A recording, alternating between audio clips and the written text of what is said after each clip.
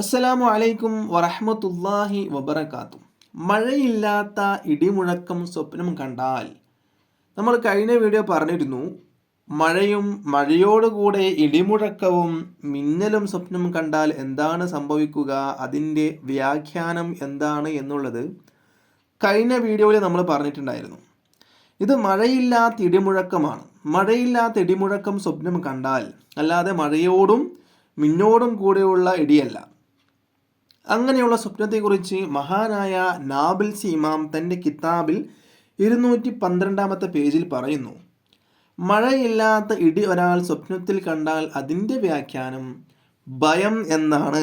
അതായത് നമുക്ക് ഭയമുണ്ട് എന്നോ, അല്ലെങ്കിൽ ഭയമുള്ള എന്തോ ഒന്ന് വരാനിരിക്കുന്നു എന്നോ, സംഭവിക്കാനിരിക്കുന്നു എന്നോ സാരം.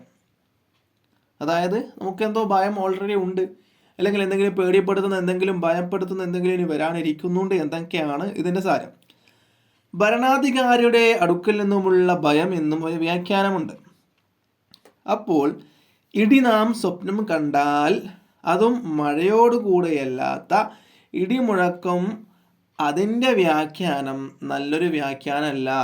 അതായത് ഇടിമുഴക്കം സ്വപ്നം കണ്ടാൽ, മഴയൊന്നുമില്ലാത്ത, മിന്നലൊന്നുമില്ലാത്ത ഇടിമുഴക്കം സ്വപ്നം കണ്ടാൽ അതിൻ്റെ വ്യാഖ്യാനം ഇതാണ്: ഭയമുണ്ട്, അല്ലെങ്കിൽ ഭയമുള്ള എന്തോ എന്ന് വരാനിരിക്കുന്നുണ്ട് എന്നൊക്കെയാണ് വ്യാഖ്യാനം.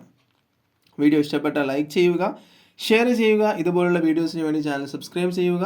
അസ്സലാമു അലൈക്കും വറഹ്മത്തുള്ളാഹി വബറകാതുഹു.